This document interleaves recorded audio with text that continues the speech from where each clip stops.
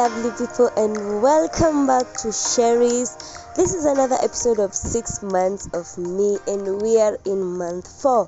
And in this month, we said we are concentrating on self-discipline and more of self-love. So in this video, I'm going to be talking about what I've learned about self-worth. So stay tuned, and to learn more about self-worth, subscribe, like, share, comment. Let's keep growing the community. I'm grateful that you're here.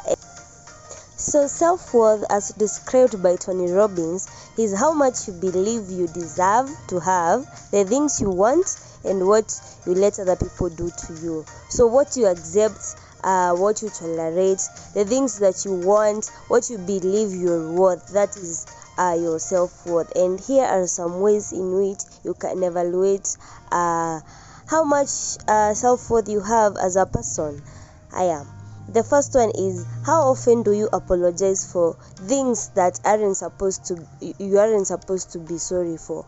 For example, if you want something that it is in another room and maybe the person in the other room is not using it, like when you go to get it, do you feel sorry for getting that thing? Or how often do you apologize? Actually, how often do you say sorry for things that you're not supposed to be saying sorry for? Like, sorry, you haven't done anything at all, you're just saying sorry.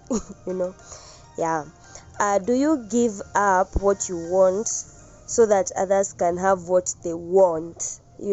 Like if you wanted to go to a place so much and maybe the other people aren't willing to go to that place, will you go with them to the place that you're willing to go, or will you rather go to the place that you wanted to go? So that thing will tell you so much about your self-worth and how much you believe you're actually worth. Because I have learned that actually in recovering my people pleasing tendencies, that as much as I'm willing to help others get their preferences, they are like just as willing to help me get my preference. It's just that you have to talk it out. You just have to say that I don't agree with this, and sorry, I don't want to go there, I want to go here. And maybe you can actually consider your preference too, So don't go selling yourself or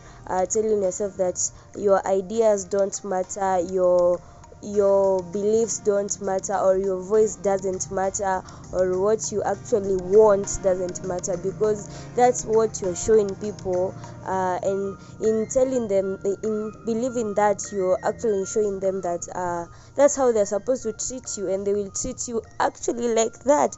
So how much do you give up what you want so that others can have what they want? So evaluate yourself and see. The third thing is, do you go out of your way to do the things you want to do?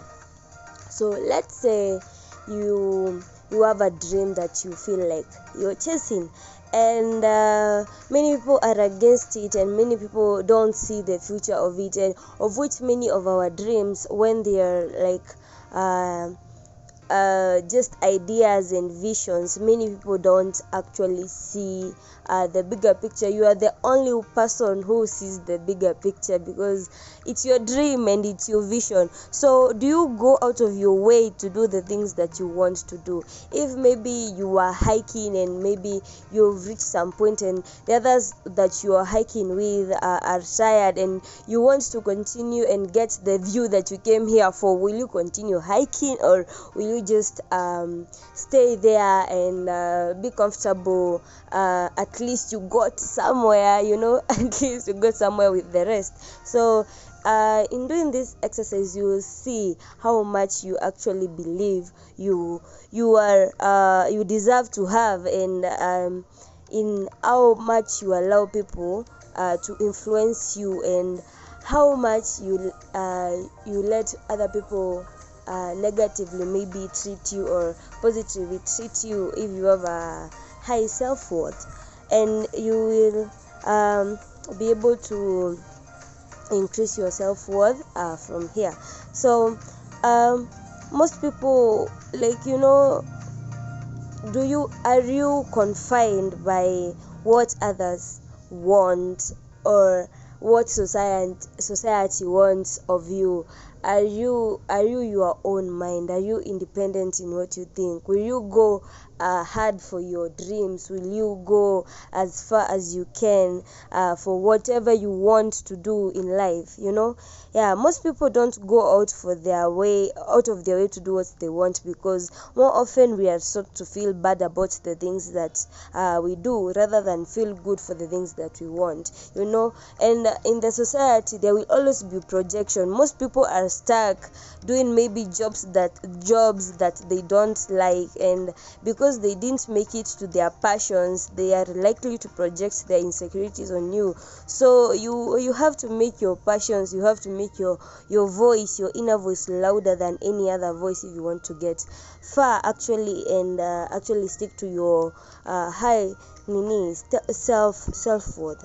And the last one is, how often do you ask for advice on small decisions, like, do I look good in white or black? And then maybe the other person says you look good in black, and you so badly wanted to wear the white one.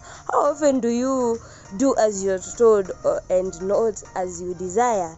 Like, those are the questions that you ask yourself, so to determine your self-worth. So for me, I started asking myself, like, how do I increase my self-worth? My self-worth was like my ceiling, and you can never ever go higher than the level of your self-worth. Your earning potential, you can never make more than you believe you're worthy of. You can never have relationship better than what you think you're worthy of. So everything meets as the level of your self-worth. So for me to increase the quality of my life, I had to increase the level of self-worth, and the only way to do that was to remove what made me feel unworthy. And that was painful. I had to sit down with those feelings of, like, guilt and fear, and the shame that had been rooted maybe in me, and I began looking in and finding the roots of my emotions. I did, like, inner child work, the meditation, and I bawled my eyes out. Like, for months I felt so stuck, but I was dealing with each emotion at a time. And then I looked outside too, and removed everything and everyone that made me feel unworthy. That's the only way that you'll find your self-worth increasing, because you surround yourself with things that make you feel worthy and make you feel loved. You find places and people and things that are slow and gentle and soft with your soul. And if you can't find it outside, then maybe it's an invitation for you to be brave enough to look inside and be slow and gentle and soft with yourself. We spend a lot of time waiting for people to see us, to hear us, to understand and validate our experiences, and most of the time they don't, because we see life and we experience life from different spectrums, and we see life from different dimensions. So it is an invitation to us to give ourselves what we wish we got from others, to validate ourselves, to be gentle to our souls, to learn to spend time alone and not to feel lonely. And we have got to treat ourselves like we would a best friend. Treat yourself like you would treat a best friend. Talk to yourself like you talk to your best friend. Like, go for those things that set your heart on fire, like your soul, your desires, like those passions of yours. Like, the passion of mine is like influencing you to go for your passion. I'm a motivation person, and I like being positive, and I love good vibes and influencing people with my voice. That's what I love. And when you do that, when you treat yourself like you would a best friend, then it will be so hard for you to accept something that is below that. People that are coming in your life now will be competing with the level of self-love, the level of self-understanding, the level of self-worth, the level of self-security that you have put in yourself, and the peace and love that you embody in yourself. So it will be so hard to actually attract people who will give you like the bare minimum or below the bare minimum, and will actually start to attract healthy people in your life. So improve your self-love, your self-talks, your self-respect. Like those are the beginning of to a higher sense of self-worth, and to my recovering people pleasers, always remember, put in mind that you are not required to set yourself on fire to keep others warm. Always put yourself first, and be very mindful about your, especially when you're helping.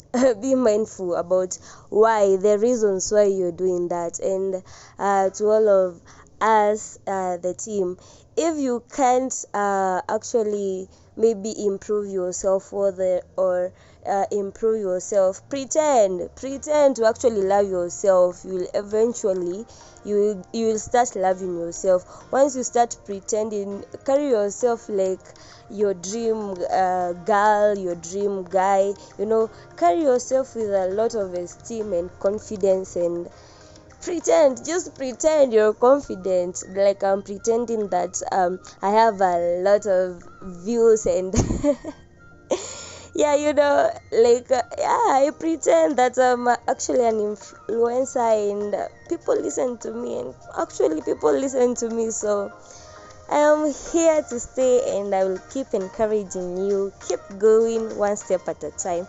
I'll see you in the next video. I love you. Bye bye.